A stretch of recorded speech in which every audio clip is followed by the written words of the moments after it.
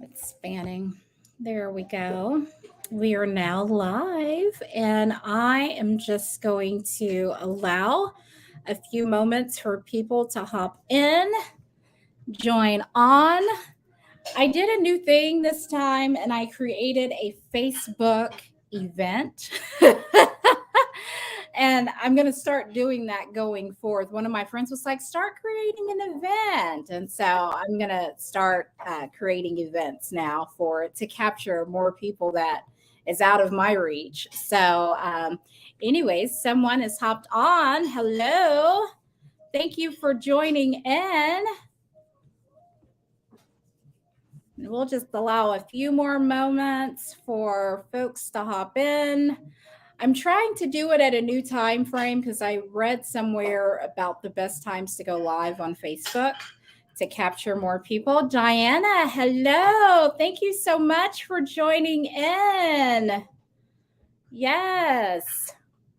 Now allow just maybe about 20 more seconds for some folks, and then we will get started. I'm excited. Hello, everyone. Trying to adjust myself here. We did I'm my brokerage, Keller Williams Elite. Today was our red day. I was telling Jessica earlier. Hello, Galen. Thank you for joining in.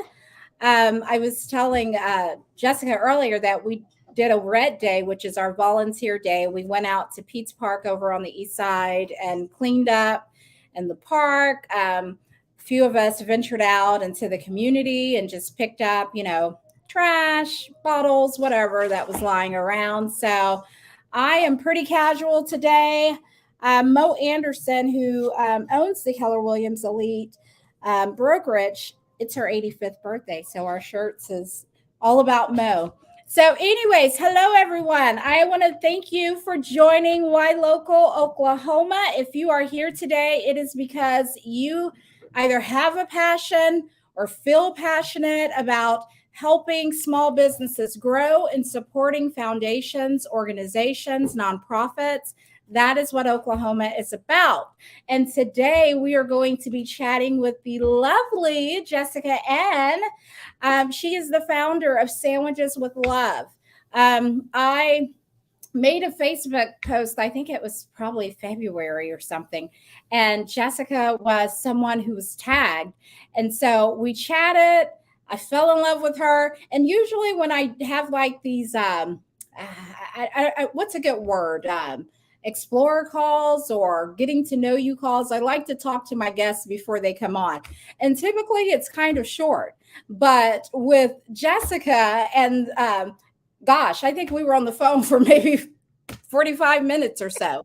And in fact, the day my Facebook was hacked, Jessica was the first one that reached out to me and was like, hey, girl, because we had just got off the call. And she was like, hey, girl, I think your Facebook is hacked. And I'm like, what? So, anyways, thank you so much, Jessica, for joining us today. Jessica is a mom. She has a son. How old is your son now? 14? He's 14. Okay, that's what I thought. Ooh, see, my memory's not so bad at 44, but she has a 14-year-old son. She's a single mom. She is doing her thing. She is a cosmetologist. She does hair by day. That funds her passion. And then, of course, her passion, her baby is Sandwiches with Love. Thank you so much, Jessica, for coming on today. So tell us about you. Well, all the things that you just listed above. Um, my passion, I feel it's funny because people have told me my whole life when I've been doing hair, like, I feel like you're supposed to be doing something else. And, people think that I'm supposed to have a restaurant. That was a big one. Everybody was like, your food looks good. But it really, when I started, being of service to our homeless community, that's really where I found like that is what I was supposed to be doing. Your calling. Yeah. I love that. And how long have you been doing it? So over 2 years now. It'll be 3 years in, I want to say, September of this year. Congratulations. So I will hit 3 years in real estate. So we can celebrate together come September. So, what was your passion? Because when you told me your passion, I fell in love with you. So, share with everyone what your passion was to start Sandwiches with Love. Well, I had a friend who was actually cooking home cooked meals for the homeless, and I had been watching her, and I just really wanted to get involved. And it just got cold outside, and my son Aiden, he had some socks, and I thought, I'm going to give them to my friend and have her pass them out to the homeless. And she said, well, why don't you just go? And she told me where to go, and I went down there, and I was really just shocked. I Yeah. had no idea that the community was like it was down there. I mean, I figured there was some people down there homeless, Yeah. but I know there was like thousands of people downtown. Yeah. Yeah. What would you say is a good estimate on our homeless community in Oklahoma City? Well, I think the official count was like counted maybe a couple years ago, and I feel like it was around like 1,800. But some of the other outreaches that I work with have done their own counts, and I mean, I think it's around 2,500. There's Yeah, I thought it was kind of low too when I was reading that online. So you're thinking more so around 2,200? yeah, 22 to 2,500. I think there's a lot of people that are not living in a Not tent recorded. that are also homeless. That They're is, staying with friends, living in hotels, things like that. yes, yes. So what would you say is the best thing about your foundation? We just really meet people where they're at. Yeah. And don't have any kind of requirements for you to get things from us. You know, we just love people where they're at, and I think that's kind of what makes our organization a little bit different is we don't have a bunch of rules and regulations. We just really want to make people feel loved and feel seen, because once you lose your home, you go into this like identity crisis almost. You do. People in society do not look at you the same. I was homeless for a couple of years. I wasn't in a tent on the side of the road. I had an abandoned apartment that I stayed in. But I just remember like the people at 7-Eleven, for instance, like looking at me differently. I'm used to people holding doors for me Yeah. and saying hello. And when you're homeless and you look homeless and you haven't showered and you're dressed the part and whatever, people wouldn't hold the door for me. I vividly remember being in 7-Eleven getting some, ramen noodles, like, because you could buy ramen noodles in a cup and heat them up in the microwave. Yeah. And I was like 11 cents short, and nobody in the line would give me 11 cents, not even the cashier at 7-Eleven. And I just, I left there. I was starving, and I left there crying. And 11 cents. I ran into a homeless man outside of the 7-Eleven, and he recognized me, and he was just like, what is wrong? And I was just like, what is not wrong? Like, everything is wrong. Yeah. This is what's wrong right now at this moment. And he emptied his pockets for me, and he gave me all of the money that he had in his pocket. Now, he was also homeless, and he did live in a tent over by Lake Hefner, and it was like a blizzard outside. It was snow on the ground and ice on the ground, and he gave me all of his money. It was like $7. And I just cried even harder, because I thought to myself, like, this man literally is in He gave me everything. me and gave me literally everything that he had, Ah, And I had the pleasure of running into him after I got in recovery. you did. It was like a year later, probably a couple years. I was at a different 7-Eleven, and I was getting coffee, and he happened to be standing right beside me. And I looked at him, and I called him by his name, and he just said, ma'am. And I said, it's Jessica. Do you remember me? I used to live over in the apartments. And he's like, dang, I didn't even recognize you. Yeah. I was able to thank him and tell him how much that meant to me. And I, gave him, I think I had a $20 bill on me. I gave it. That's amazing. The people in the homeless community are like that. They are generous, and they will really do anything for you, you know? Yeah. Yeah. And I had a previous guest on and we talked a little bit about people coming from humble beginnings or people whose life has just turned upside down and everything has been ripped away from them. How those folks have the purest heart. You know what I mean? Like I could go right over there to Northeast 23rd Street, you know what I mean? Or whatever project area. And if I'm hungry, somebody is going to be compassionate enough to either feed me or help me. Yeah. And that's sometimes something that I don't see as much of once I have crossed over or transitioned into different social classes. People aren't as motivated to help, Yeah. and I don't understand it. I don't because they don't see you. They do They, not see the homeless. and they, you know, unless you've been there, you don't understand what it's like to struggle. Like, you do not understand what it feels like to be starving. You Yeah, understand what it feels like to be hungry and want yeah. your favorite, you know, tacos or whatever. I want a But, steak tonight. you Yeah. know, I mean, I've gotten food out of dumpsters for real when I was homeless. And the people who fed me during that time, I have like, you know, different families that just, I've always just been taken in different Hmm. people's families, like Hmm. a very large, extended, very, That's how my you family is. We're like, come on, your family. know, but those people, I mean, I remember one of my friends, you know, inviting me over for Thanksgiving. And it's not that my family didn't invite me, but they didn't know what to do with me. I was Yeah, struggling with mental health and addiction. And yeah. it was not, they were mad at me. And so my friend's family cooked, and I went over there, and it was the first time that I had eaten with a family like this. They had, I mean, so much food, every kind of food you could possibly imagine. They had hooked it up for Thanksgiving, and I ate with their family, and it was literally the best collard greens I have ever had. I I was probably wondering. when ate when you when you said it was so much food, I was like, okay, I wonder because we go a little overboard with I mean, Thanksgiving. Like we have it all, 20 I sides. you know, they didn't treat me like there was something wrong with me. They just brought me in and loved me and accepted me and gave me food. And that is like my love language, you Yeah, know?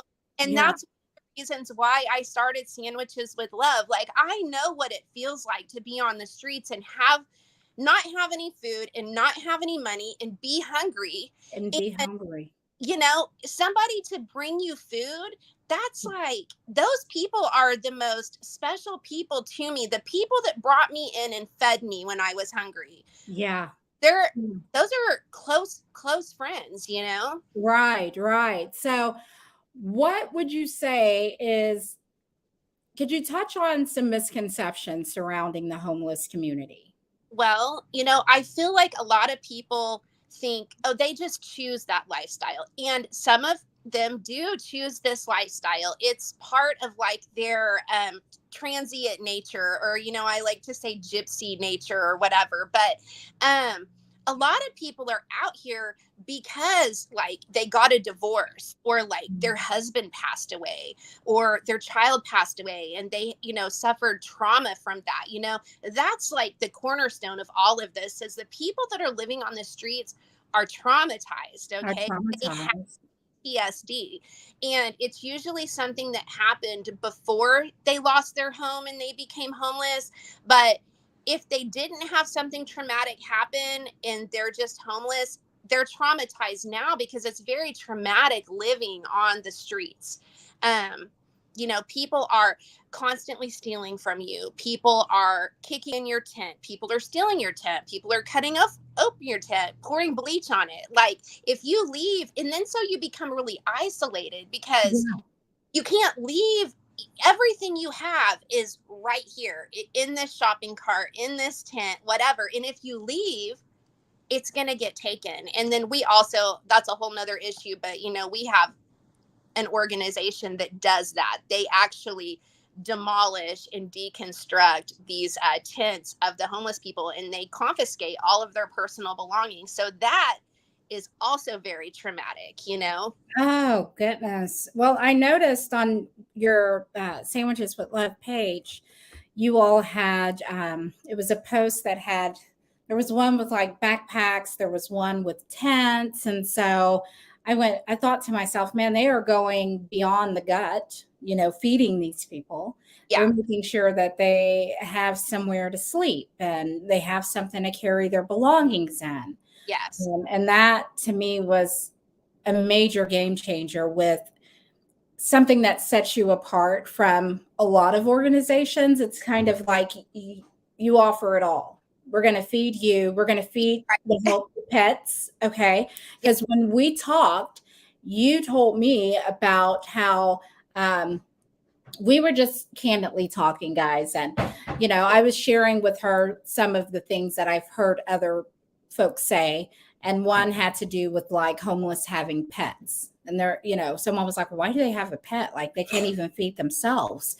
And then you shared with me how typically homeless pets find their owners and they just start following them around. Yes, that is becoming their companion. That happens all the time. In fact, it happens so right. People will say all the time, like, yeah, this dog just started following me around. It won't leave me alone. And now, but the reason that the animals are stray, and, they find that there's food if there's humans. And I have found that the humans take great care. They do. They'll feed their pets and then feed themselves. It's their babies. They do. We actually just had to rescue a puppy from a homeless camp. And it wasn't a camp where I knew anybody at. I was actually just there because a friend of mine is having a graffiti event over there here next month or something. And a lot of people had pitched tents on the wall that they're supposed to be painting. And he was like, can you go talk to these people? So I did. And they were real cool. And they were like, oh, yeah, we'll move. It's not a big deal. We'll just move to the other fence or whatever. But while I was there, I saw this puppy. And Nikki, she was covered in mange and she had like sores and scabs and stuff all over. Baby. And her spirit was so strong. She was loving on me and trying to play. Was that Ruby? Yes. And my gosh, Ruby is so cute. Her nose is literally shaped like a heart. I know. Yeah. She some Doritos out of a bag and I just said, are you hungry, baby? And I gave her some canned food and she ate that food so fast. And I mean, I tried to call the vet and see if I could bring her to the vet and have them board her because she didn't even belong to anybody. I had a man out there tell me, yeah, my homeboy's looking after her, but he can't really even take care of himself. You know what I mean? And I said, so I left a bunch of dog food and stuff. When I went back out there, I found a rescue that offered to take her. And when I went back out there, get her a couple days later, that man was out there and he was asleep on a mattress. And so I think he was talking about himself. And that I couldn't find Ruby. She wasn't anywhere to be found. So I left my phone number with some people that lived at that camp. And a couple days later, they called and they said, she's here, but she's lifeless. And we can't get her to get up. And luckily I was at work, but a volunteer went out there and got her. And we immediately, got her to the vet. And she's got her taken care of. Marcel, hello. Thank you for watching. She asks, how does the State Department of Transportation deal with homelessness under bridges and under overpasses? I honestly don't know the answer to that. I do know that a lot of my homeless people set up under the bridges and stuff, especially when the weather gets extreme because it shelters them. But I feel like they just kind of go through every couple of months and make them move, Yeah, just every couple of months. And they set right back up again. And then and then they'll come back in a couple of months. So they kind of show them grace in some ways. You know what I mean? I really have a vision of creating safe camping grounds for the homeless, because a lot of the homeless are dealing with mental health issues. And like when we put people in hotels when the weather gets real bad, I see a lot of people, they really freak out when they're forced to be inside like that. And I just envision having like a designated area somewhere downtown, by the agencies that provide assistance to the homeless population, and just letting them pitch a tent and maybe building like a couple of showers and a couple toilets and a couple of sinks that can just be used by the community, and letting people camp for a while. That way, if there was like a security guard or something there, people could actually leave during the day and get a job, Yeah. and not have to worry about their stuff getting stolen. Yeah. And I feel like that's futuristic thinking, but No, I that's do. good though. You aim for the moon and land in the stars, and you dream big. Yeah. You dream big. That's and I think that you are on a great path to seeing that come to pass, especially with more and more people that learn about you. People will want to pour into this foundation. It is amazing. One of the misconceptions that I had about homeless people. One day there was a guy out on the road, and you and I talked about this, but um, I want the viewers to know this. And I went to give him some food. He had a sign, so I went to the store. I went over to, I can't remember, Chick-fil-A, Qdoba, something, and got him a meal, brought it back to him, and he didn't want to take it. He finally took it, but he did not want to take it. Can you explain to the viewers? Because I immediately thought, oh, he just wants drugs. Yeah.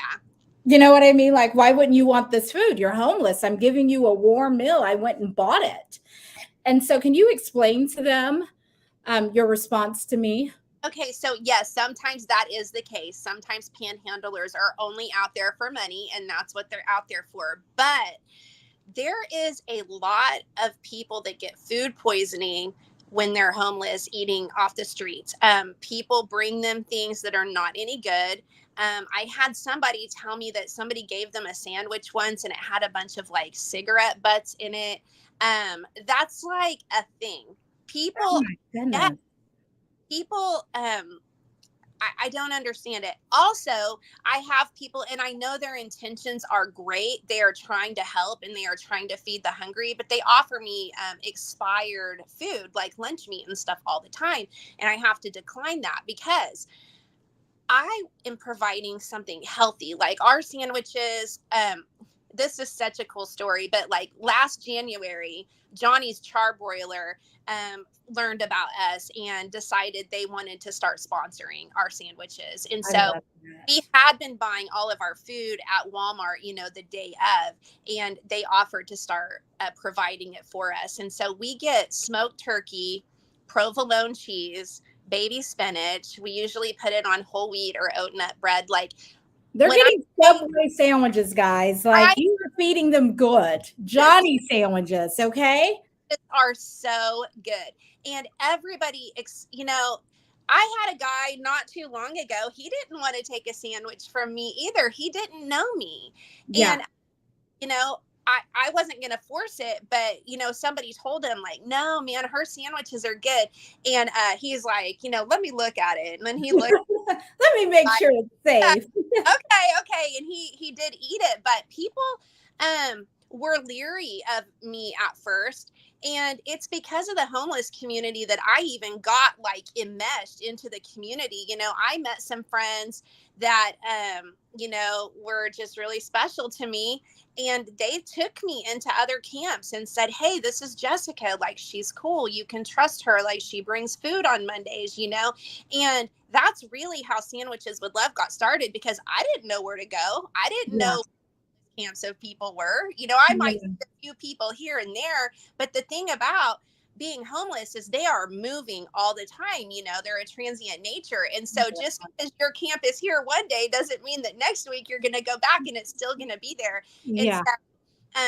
getting people's phone numbers. I've had people tell me in the beginning, don't give out your personal phone number to people that you meet on the streets downtown. I'm like, well, how am I going to help them? How am I going to help them? Get a How do I hold know when they need help? So that's just that's been a big thing about it, is just really creating personal relationships with people in the homeless community, because they're not any different than me and you. Yeah. Everybody has a story, and just because they happen to be without a home right now doesn't mean that they're like bad people, or that, you know, they're different than we are or anything. But everybody treats them like, they just classify them as like, oh, she's homeless. Well, that could mean a variety of things, you know. Variety of things. Brandy asked, is there some type of homeless encounter training or a class on how to deal with the homeless population? Brandy Irock Jeffries, Jessica Ann, she just started a foundation called the Ladybug Foundation. I think I told you about her. Yeah. And I want to link you all together because her mission is to supply the women within the homeless community with personal hygiene items. Every woman wants to feel like a woman. That's what she always says. And so, but yeah, she wanted to know, is there any type of training that one could go through on how to deal with the homeless population? Not that I know of. And, you know, I don't have any kind of training other than just personal experience with being homeless, and also just, you know, my life. Yeah. You know, on the streets kind of anyways. I just use my intuition. That's really my guiding force when I'm working in the community, because not everybody out there is safe, and not everybody wants your help, and not everybody wants what you have. And so I just kind of, you know, I don't normally go into camps if I don't know at least one person there. I will maybe like stay outside of the camp and just, you know, kind of holler and see if anybody comes to me.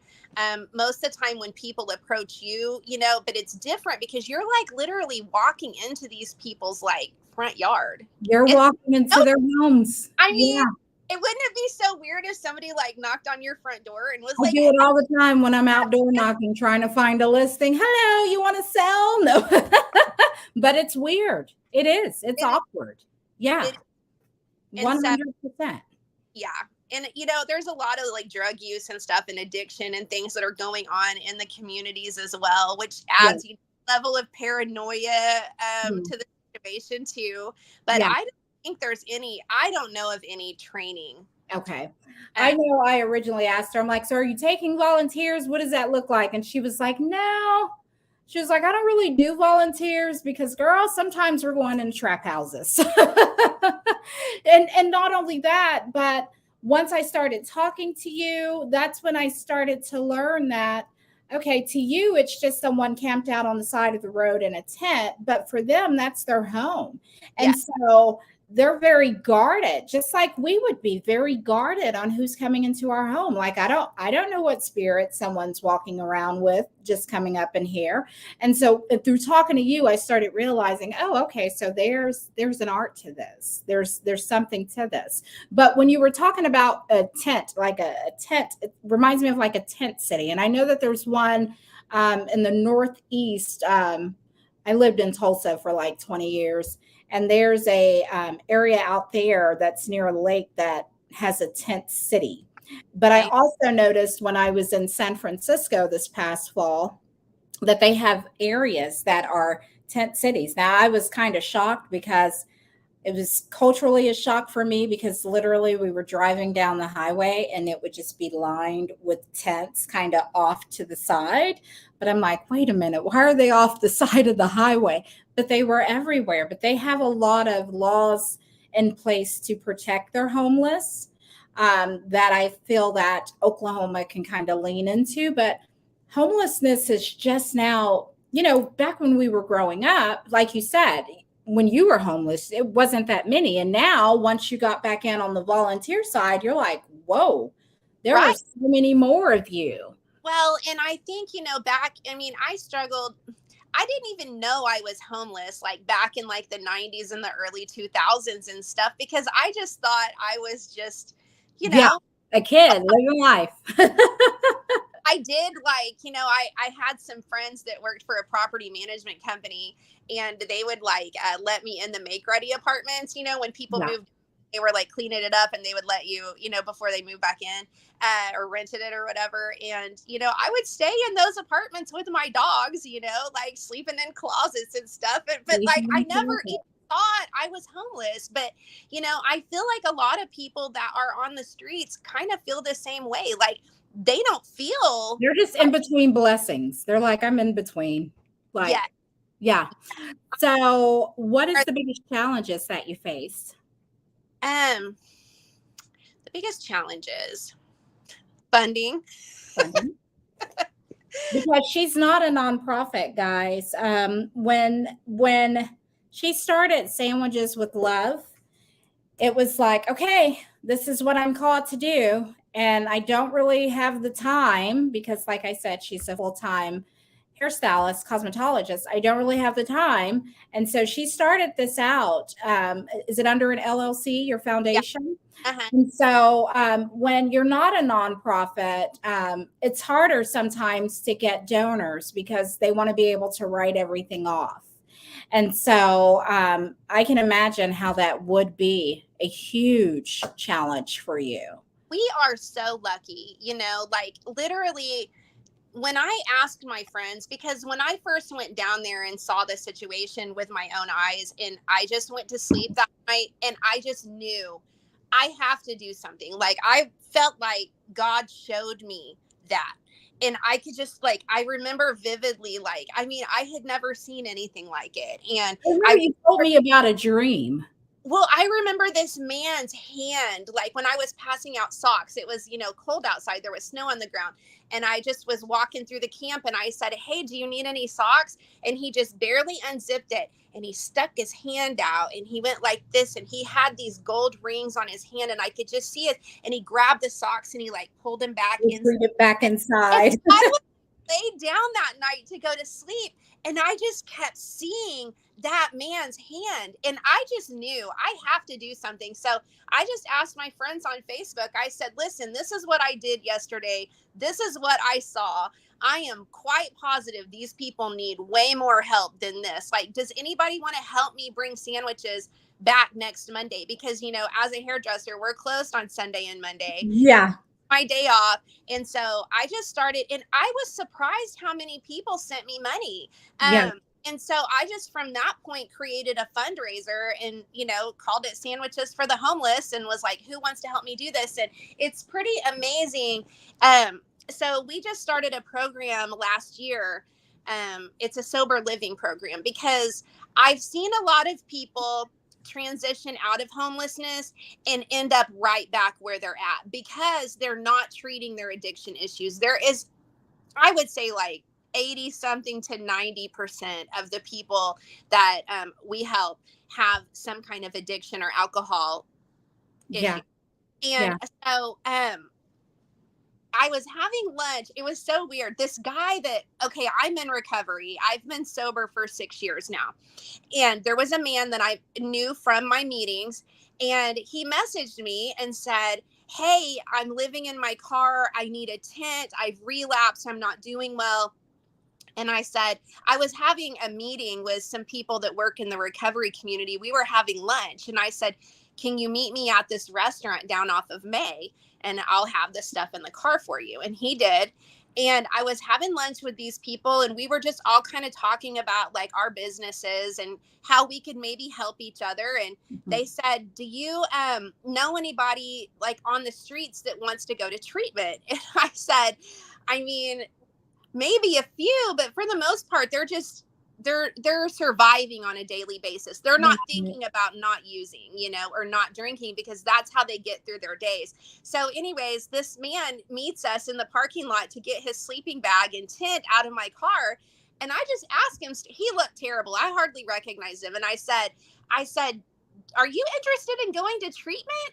And he said yes. And so I had the treatment team right there with me, Yeah. and they got exchange numbers. And let me tell you, this man is living his life out in California. He is working in the treatment community. He has been That sober. is amazing. And so that really so at that point I thought, okay, there might be more people that want to go to treatment too. I just need to start But don't have the resources. telling my story. And so I started this program because when people go to treatment, they get like a 30-day reprieve, and then where do they go after that? Most of the Right. you hit rock bottom, you've already like exhausted all of your resources. You don't have any money. You don't have a car. Where do you go? Back into the same sick environment that you came from, and then you relapse. And so I started a sober living program. When Johnny's started supplying our sandwich supplies, that freed up about $200 a week for us. And I started putting it into sober living. So now if you go to treatment and you do at least 30 days and you graduate from treatment successfully, Sandwiches with Love can pay your move-in fees to sober living. So you have a safe place to discharge to, because that's really where the work starts. That's where it starts. 100%. People are 8 times more likely to relapse within the first 30 days after treatment if they don't go to sober living. And looks like, well, hi, Mom. My mom says, God is so good. Bless you for what you are doing. Aw, I love that. But I made a post on my Facebook page and on my YLocal page, and I think on my stories, because I'm that chick, about the current fundraiser that they have going on. And the proceeds from this fundraiser goes directly into that program, correct? Yes, it does. Okay. So it's on average about $200 to $250 to move into sober living. And for people who don't know what sober living is just a house somewhere. Usually it's a pretty nice house, and it has roommates. And everybody that lives in that house is sober and going to meetings, like either AA or NA meetings, and they're working a program. It's on average about $100 to $150 a week to live there. Well, Sandwiches with Love is not enabling people. We are literally opening the door for them, because when you're just 30 days sober, your brain isn't working really good. You don't have a lot of options. You don't have any money. You don't know what you're going to do next. And so this opens up the door for them to where they have a safe place to move into. We'll pay their first week. And at that point, they've got to get a job and take over from there. So I really, when I started this, was thinking, oh gosh, what am I opening up? I can't imagine how many people are going to call me and be like, Miss Jessica, I'm going to run out of funding. Everybody is doing so good. And that is amazing. I feel like this is the way to get people off the streets. We have got to provide the system in place isn't working. I see people get moved into apartments and stuff through a housing program like Section 8 or whatever. And like half the time they don't even stay there because they're isolated. They don't alone. They miss their friends downtown on the streets, But if you put somebody into a sober living program, they have that community around them. And I said this in a post that I made the other day. When I was younger, I looked around at the people around me and I emulated what they were doing. And I started selling drugs, and I started going to jail, and I started going to prison. And that was a continuous loop for me. And when I went into sober living, I did the same thing. I looked at the people around me. I said, well, you got to surround yourself with people where you're going. Yes. I started it. Yes. Work. You have to dig into the core to figure out, how did I get here? How did I get here? That's exactly it. So what is your why? I want people to feel loved. God. I don't want people to feel alone. Yeah. I check in with these people downtown once a week, sometimes more if they have a phone and they keep in touch with me and whatever. But I just don't want people to feel forgotten, because I read a statistic that said that after you're homeless for 5 weeks, hopelessness sets in. Okay. For In 5 weeks. 5 weeks. And once you're Wait, hold on one second. We are having trouble streaming to Facebook. This may be an issue on Facebook in Impossible. We'll keep trying. It's okay. okay. We'll keep on because it's going into it's going into YouTube and some other platforms, so it's okay. But once they're homeless for 5 weeks, that's when hopelessness sets in. And once you lose hope, your whole Their fight. you lose it. You just at the point it becomes survival. You wake up in the morning, you think, okay, if it's cold outside, how am I going to stay warm? If it's warm outside, how am I going to stay cool? Where am I going to get water? How am I going to get food? If I'm on drugs, how am I going to get my drugs today? If I'm drinking alcohol, how am I going to get my alcohol today? If you're in a tent and they told you had to move, where am I going to move? Where am I going to go? Yeah. To go. It's not like the cops say you have to move today. Here's a place over here you can go. It's like, right. You can't go here and you can't go there and you can't go anywhere. And we're just going to follow you to wherever you go until you need to move again. And tell you to go somewhere else anyway. Yeah. And so you're stuck in a cycle, a daily cycle of like, how am I going to survive today? You can't. It's really hard to think outside of that box, It is. And that's why sometimes when folks are like, oh, they can do it, like we all have the same opportunities and this, and that. And I was listening to a lady one day and she says, well, what if you don't have boots? What if you never had boots to pull up? Then what? Yeah. What if you never had that example? Or what if you've never been told, there's a thing, about generational poverty. I mean, generational curses. Yes. There are people who literally don't know any other way. It's been this way since they were children. I see families out here living in their cars and stuff. I mean, if nobody has been there to teach you. Right. And you all, like, before I didn't know there was sober living. Before I lived in it, I didn't know what sober living was. I didn't even know it existed. Had I known, maybe before I lost my house, I could have turned it into a sober living instead of letting drug addicts live there with me. Exactly. No, but that is true. So how can Oklahoma help you?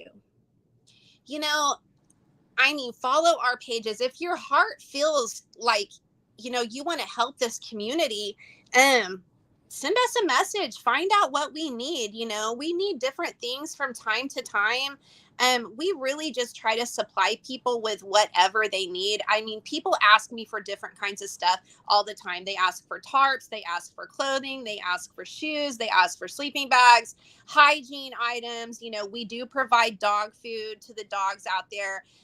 The rescue that I've been working with for Ruby is they're giving us some flea and tick spray because some of those abandoned houses that people are living in are just overrun with like ticks and fleas and things like that, rats and stuff. And so we're going to start being able to provide some things like that. And she's going to help me get some like the flea and tick preventative that the chews that they take. So that way it'll like last them all summer, as well as things to like treat the beds and stuff like that. But,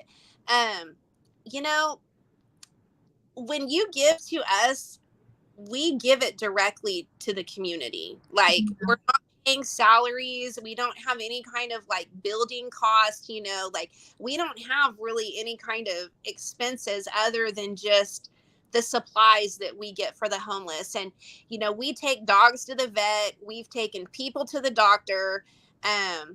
Yeah. Cause I know one day you were like, oh, I'm taking such and such to the doctor. I think it was the day we interviewed, maybe. You had taken someone, you were coming back from taking them to a doctor's appointment. And I thought in my head, okay, she is going out, getting the homeless person, putting them in her car, whereas most people would cringe at the ideal of a homeless person getting in their car.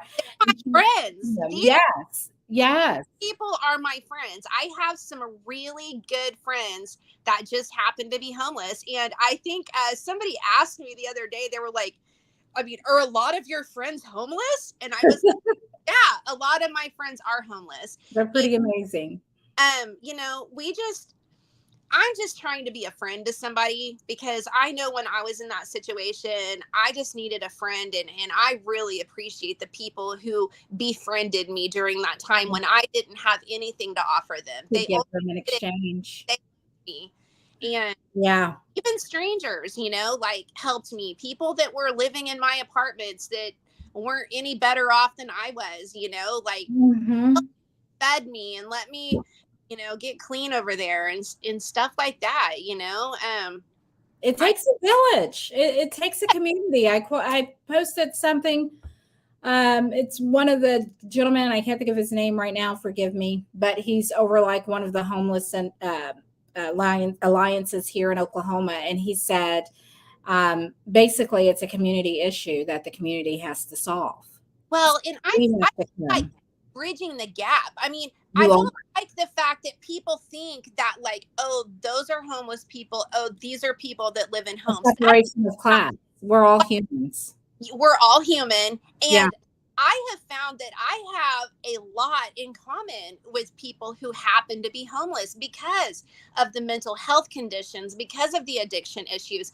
And I want like people to know, like, the only reason that I even got out of that situation, because I was hopeless. I mean, I wanted to see my son so bad, but I Mhm. could not quit using. Okay, like I could not quit using, even though I needed to quit using to see my son.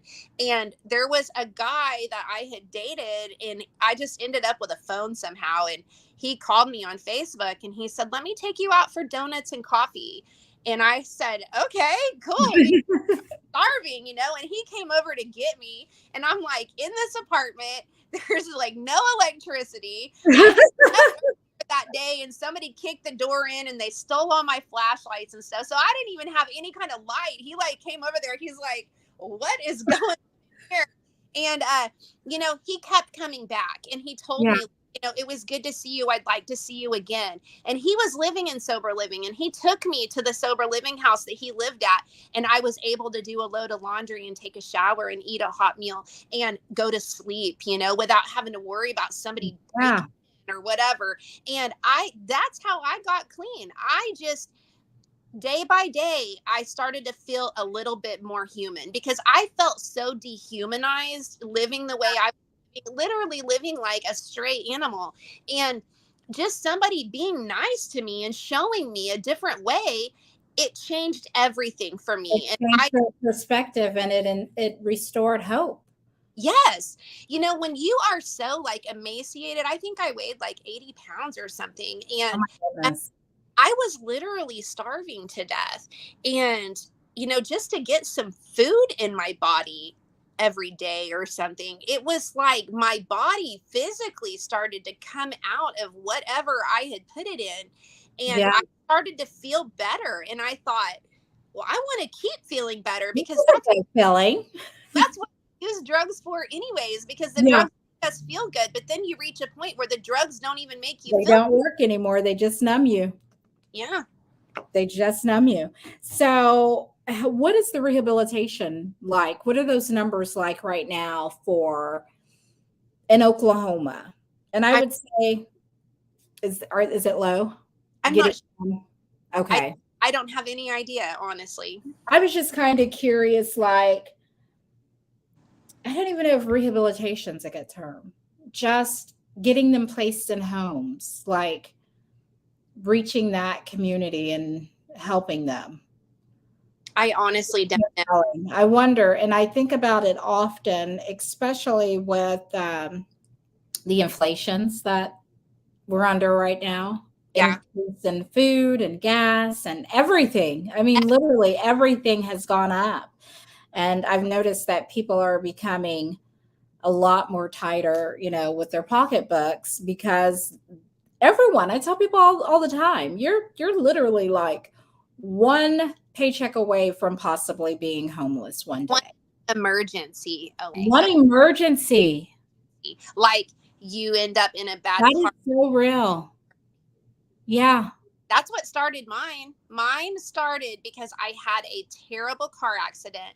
I broke my feet and I wasn't able to work. And at that point, I couldn't pay my rent, got behind Yeah. on my, couldn't pay my health insurance. You know, I had Blue Cross Blue Shield. They dropped that. Then I couldn't get my medication because when I went to go get it, it was too expensive without my insurance. So I quit taking my psych meds and Yeah. then I started self-medicating. Uh, And then one emergency away. That's yeah, it. That is it.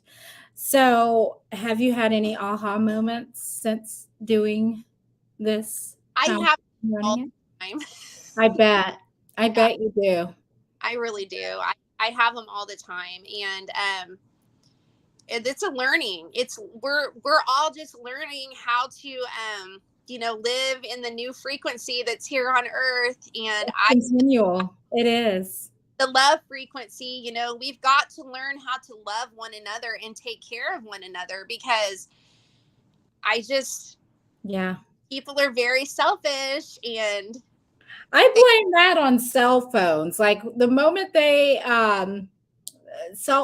camera phones came out, I remember my father-in-law, we were like excited in the kitchen. Dad, this phone's got a camera on it and you can like take pictures and send them to people.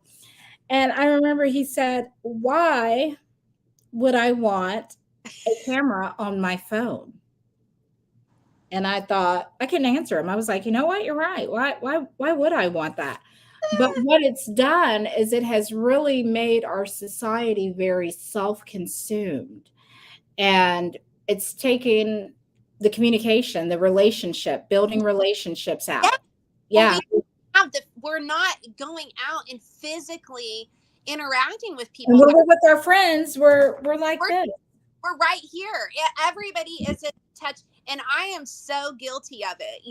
I'm Yeah. so guilty of, like, I posted a meme the other day that said, some guy said, like, when can I see you? And I said, well, my Facebook is public, but we've like moved to that as a society. We're so busy, and it's so nice to be able to stay connected with people, Right.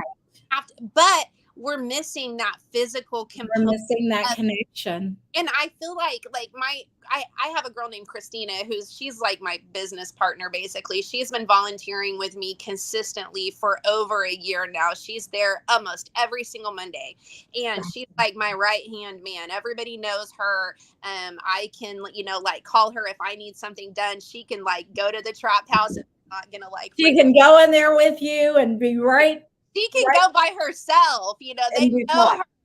They know. Yeah. But we talk about this all the time. We love starting off our week with sandwiches with love. I mean, if we are in like a bad mood or maybe don't feel like getting up and just having one of those days, and we go out there and the people are so happy to see us. I mean, they really like talk to us and tell us stories, and Yeah. they're just so appreciative, and it just makes us feel better. Yeah. It's like they think we're helping them, but like they're really helping us, and They're helping you. putting, It's, to me, I think it would start my week with gratitude in my yeah, heart. we I are would, so grateful. because anything that happens during that week, you think of where you could be.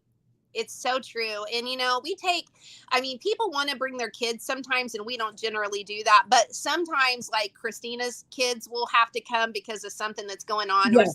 like Aiden, my son, will be with me sometimes. And the people out there know our kids. They know them.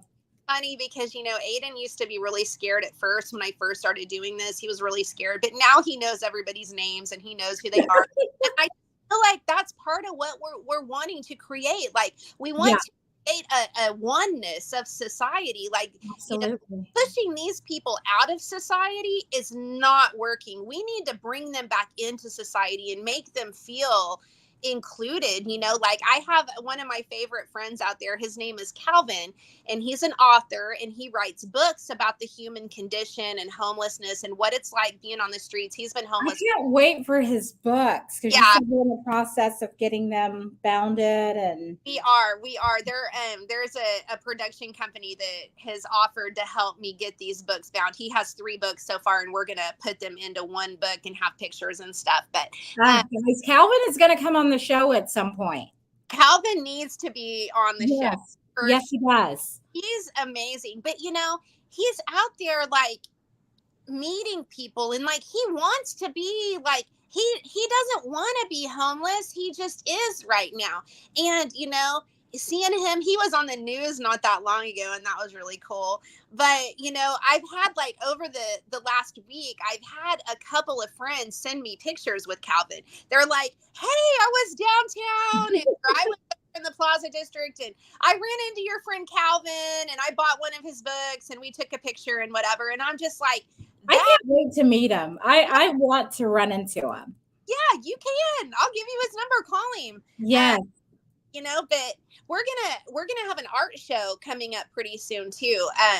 We're in the process of getting artists, like signed up and whatever. But we're just gonna have an art show, and everybody's welcome. I want it to be downtown to where my homeless friends can come to, and it's gonna be a fundraiser. We're gonna, give part of the proceeds back to the artist for their art, and then the rest go to Sandwiches with Love. But I haven't, that's just like in the works right now, but I'll keep you posted. Definitely. Well, yes, keep me posted on how I can help and how other Oklahomans can help.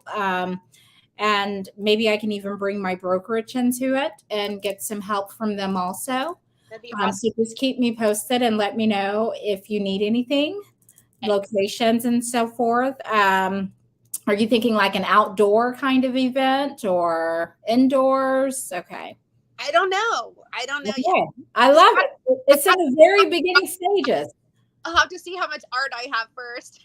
I know, right? It's like, okay, let me see how many artists I had a chance. Oh, you saw it because I think I might have tagged you in its post. He was amazing. He was absolutely amazing. So that's one person. Was it a buffalo? Yes, and it was beautiful. It was. He did that barefoot. He was just in his zone, and I was like, look at him go. Like it was amazing to just sit there and watch him pour so much passion into that painting. And I mean, I think that event was like from 5 to 7 o'clock, 7:30, and he did it in like an hour and a half, and it was I think it ended up going for $4,000. Jessica, amazing. Is that not amazing? I want to say it was $4,000 that it went for. Well, is there any quotes or scriptures that are kind of like your guiding? Do you have one that is like your go-to? I don't know. Not really. I just try to listen to. I just try to listen to God speak every day. I try to help the next person. I try to be there when other people need help. And I just kind of try to just listen where the wind blows, I love that. Every morning when I wake up and I walk outside and I feel the wind, it's always a reminder to me if I didn't pray, if I wasn't thankful for that day, it's kind of like a reminder that God is with me at all times. Yes. All times, just walking out the house. Well, I want to thank you. We lost our audience on looks like the Facebook platform. I'm going to just reload it onto that platform from here. It'll give me the option to save that. But I always do a quick fun round. It takes about a minute. And it's just goofy, funny questions. So we're going to do you're a hairstylist. So we're going to start with bad haircut or a bad dye job. What are you asking me? Would you go with if you had to choose between two, a bad haircut or a bad dye job? I'll say dye job because color can always be fixed. Yes, exactly. So misquoted movie or mistaken lyrics, which one are you known for? Oh, I don't know the lyrics. I make my own lyrics. I do too. I do too. And my friend would be like, "That is not the words," and I'm like, "It's my remix. I don't care. This is my thing." So when it comes to life, glass half full, glass half empty. Oh, full for sure. Definitely. Zombies or vampires? Vampires. Vampires. Okay, because I kind of think vampires too. Because I'm like, okay, if they bite me and I become a vampire, I mean, at least they're pretty. Most vampires in movies and books are pretty, you know. Robots or dinosaurs? Robots. All day. Boxers. Oh, well, you're not a guy, so we're not going to ask you that. Silly hats, silly socks. Silly hat. Instagram or Facebook? Facebook. Your song, a song that you currently have on repeat. Any go-to songs that you listen to every morning, or for the all year? Mine has been "I Am Woman," and I think it's because when I wake up, it's just a nice little reminder that I'm bad. I'm a bad butt. Yeah. I'm trying to censor that a little bit. Board games or video games? Neither, honestly. Neither. Okay. So are you a book or like a TV girl? I read as well as I like to watch documentaries. See, I'm a documentary. So people be like, "Oh, you like Facebook, or do you like Hulu or YouTube?" And I'm like, probably YouTube, because there's going to be some really good dark conspiracy theories. I'm a conspiracy theory chick. Like, the deeper the conspiracy theory, the deeper I am into it. Like, I'm taking UFOs and everything. Like, Believe in aliens? Do I believe in what? Aliens? Girl, yes. Yes. It's the triple Pisces in me. I cannot be a triple Pisces and not believe in aliens. No. I mean, sometimes I even think, is there like a universe? Like, there was a show on Netflix that I actually watched, Stranger Things. Oh yeah. It was about a parallel world. Yeah, Have you ever seen that? Kind of Yeah. like the inner world. I mean, I even think about our Antarctica. I'm like, what's over there?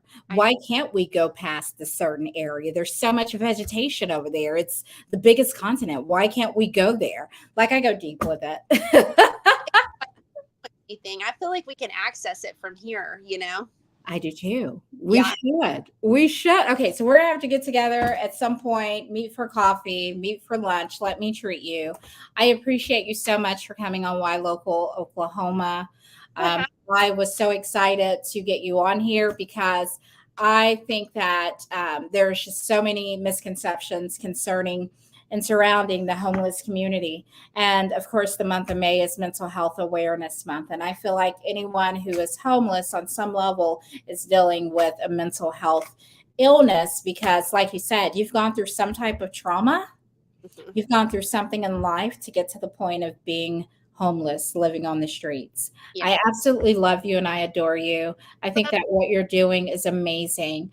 I pray for overflow in your life. And I hope you know that you are necessary. You're important to Oklahoma. Thank you so much, Jessica Ann, for coming on to YLocal Oklahoma. Have a great day. You too. Bye.